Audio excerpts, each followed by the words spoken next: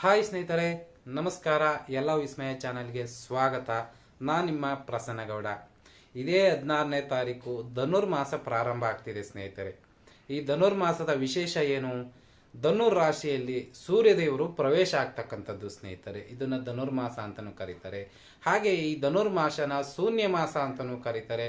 ಈ ಮಾಸದಲ್ಲಿ ಯಾವುದೇ ಒಳ್ಳೆಯ ಕಾರ್ಯಗಳು ನಡೆಯೋದಿಲ್ಲ ಸ್ನೇಹಿತರೆ. ಶುಭ ಕಾರ್ಯ, ವಿವಾಹ ಕಾರ್ಯ ಇರ್ಬೋದು, ಗೃಹ ಪ್ರವೇಶ ಇರ್ಬೋದು, ಮನೆ ಕಟ್ಟೋದಿರ್ಬೋದು, ಮತ್ತೊಂದು ಮಗದೊಂದು ಹೆಚ್ಚಾಗಿ ಮಾಡೋದಿಲ್ಲ ಶೂನ್ಯ ಮಾಸದ ಸ್ನೇಹಿತರೆ. ಈ ಮಾಸದಲ್ಲಿ ನಡೆಯೋದು ಒಂದೇ ಪೂಜಾ ಕಾರ್ಯ. ಪೂಜಾ ಫಲದಿಂದ ನಾವು ಉತ್ತಮ ಫಲ ಪಡೆಯಬಹುದು ಸ್ನೇಹಿತರೆ. ಈ ಕಾರ್ಯದಲ್ಲಿ ಯಾವುದೇ ಮನುಷ್ಯನಿಗೆ ಸಂಬಂಧಪಟ್ಟ ಪೂಜೆ ನಡೆಯದೇ ಇರೋದ್ರಿಂದ ಈ ಸಮಯದಲ್ಲಿ ದೇವತೆಗಳೆಲ್ಲ ನಮ್ಮ ಹತ್ರನೇ ಇರ್ತಾರೆ, ಸುತ್ತಮುತ್ತನೇ ಇರ್ತಾರೆ, ಭೂಮಿಯಲ್ಲಿ ಪ್ರವೇಶ ಮಾಡ್ತಾರೆ. ಏಕೆಂದರೆ ದೇಹ ದಂಡಿಸುವಂತ ಸಮಯ. ಚಳಿಗಾಲದಲ್ಲಿ ಎಲ್ಲರೂ ಜನ ಹೊರಗಡೆ ಇರಲ್ಲ, ಎಲ್ಲ ಒಳಗಡೆ ಇರ್ತಾರೆ. ಆಗ ನಮ್ಮ ಸೂಕ್ಷ್ಮ ದೇವತೆಗಳು ಸಂಚಾರ ಮಾಡುವಂತ ಸಮಯ ಆಗಿರ್ತದೆ. ಇಂಥ ಸಮಯದಲ್ಲಿ ಸ್ನೇಹಿತರೆ ನಾವು ಪೂಜೆ ಮಾಡೋದ್ರಿಂದ ಫಲ ಪಡಿಬಹುದು. ದೇವತೆಗಳು ಹತ್ರ ಆದಂತ ಸಮಯ ಇದಾಗಿರುತ್ತೆ. ಈ ಟೈಮಲ್ಲಿ ಚಳಿ ಅಂತ ಒಳಗಡೆ ಇರುವ ಬದಲು ನಾವು ಅದೇ ಚಳಿನಲ್ಲಿ ಬೆಚ್ಚಗಿನ ತಣ್ಣನೆಯ ನೀರನ್ನ ಸ್ನಾನ ಮಾಡಿ, ಕೆಲವರು ಹೋಗೋರು ಅಯ್ಯಪ್ಪ ಸ್ವಾಮಿಗೂ ಹೋಗ್ತಾರೆ ದೇಹ ದಂಡಿಸ್ಕೊಂಡು. ಕೆಲವರು ವ್ರತ ಮಾಡೋರು ಸ್ನೇಹಿತರೆ ಮನೆ ದೇವ್ರಿಗೆ ವ್ರತ ಮಾಡಬಹುದು. ಅದಕ್ಕಿಂತ ಹೆಚ್ಚಾಗಿ ಸ್ನೇಹಿತರೆ ಹುಟ್ಟುವ ಮೊದಲೇ ಮಾಡ್ತಕ್ಕಂಥ ಪೂಜೆ ಇದಾಗಿರ್ತದೆ ಸ್ನೇಹಿತರೆ. ಕೆಲವರು ಮೌನ ವ್ರತ ಮಾಡ್ತಾರೆ, ಕೆಲವರು ಮನೇಲೇ ವ್ರತ ಮಾಡ್ತಾರೆ ಸ್ನೇಹಿತರೆ.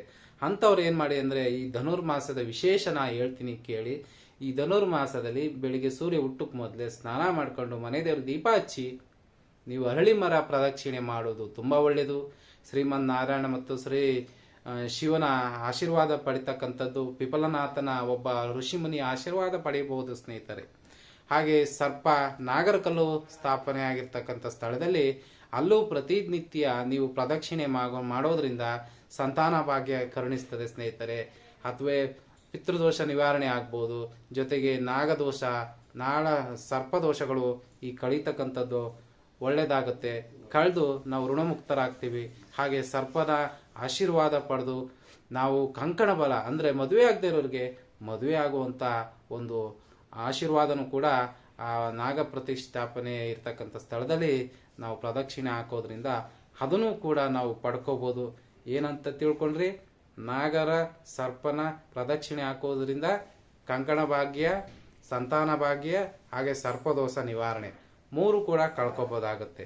ಅದನಂತರ ಮುಖ್ಯವಾದದ್ದು ಏನು ಅಂದ್ರೆ ಶನೇಶ್ವರನು ಈ ಸಮಯದಲ್ಲಿ ಚಳಿಗಾಲ ಆಗಿರೋದ್ರಿಂದ ಇವನು ಭೂಮಿಗೆ ಹತ್ರವಾಗಿ, ಜನಗಳಿಗೆ ಹತ್ರವಾಗಿ ಸೂಕ್ಷ್ಮ ದೃಷ್ಟಿಯಿಂದ ಪಟ್ಟದಲ್ಲಿ ಕುಂತು ಎಲ್ಲರೂ ವೀಕ್ಷಣೆ ಮಾಡುವಂತ ಸಮಯ ಇದು.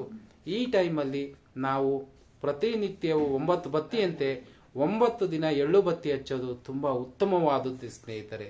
ಈ ಶನೇಶ್ವರನಿಗೆ ಎಳ್ಳು ಪ್ರಿಯ. ಅವನಿಗೆ ಎಳ್ಳು ಅಂದ್ರೆ ಇಷ್ಟ. ಕರಿಬಟ್ಟೆ ಪ್ರಿಯನಾದವನು.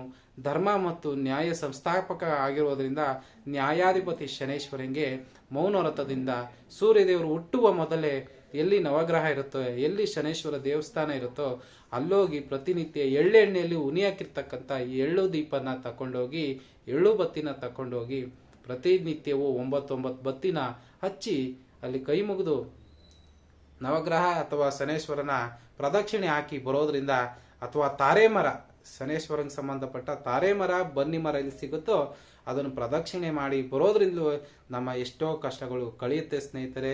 ಶನೇಶ್ವರನ ಕೃಪಾದೃಷ್ಟಿ ನಮಗೆ ಒಲಿದು ಬರುತ್ತೆ ಸ್ನೇಹಿತರೆ.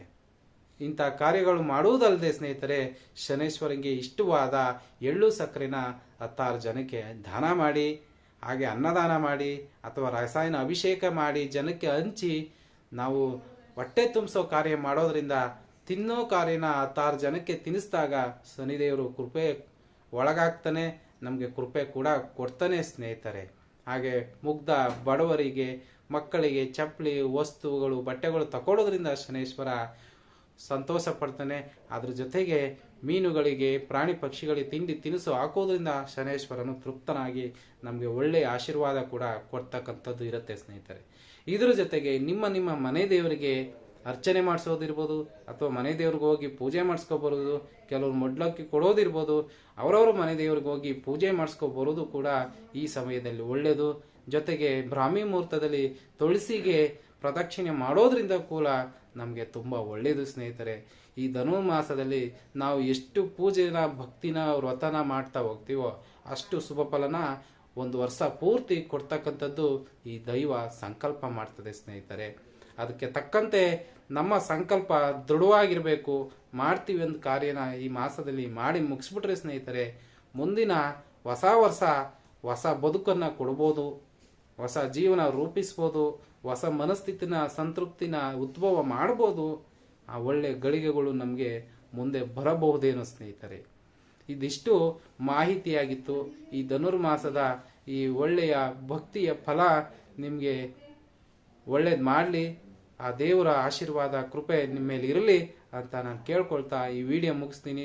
ಈ ಚಾನಲ್ನ ಸಬ್ಸ್ಕ್ರೈಬ್ ಮಾಡಿ, ಶೇರ್ ಮಾಡಿ, ಲೈಕ್ ಮಾಡಿ, ಹಾಗೆ ನಮ್ಮನ್ನ ಇದೇ ರೀತಿ ಬೆಂಬಲಿಸ್ತಾ ಇರಿ ಸ್ನೇಹಿತರೆ. ಮುಂದಿನ ವಿಡಿಯೋದಲ್ಲಿ ಮತ್ತೆ ಭೇಟಿ ಆಗೋಣ. ಧನ್ಯವಾದಗಳು. ಎಲ್ಲರಿಗೂ ಧನುರ್ಮಾಸದ ಶುಭಾಶಯಗಳು ಸ್ನೇಹಿತರೆ.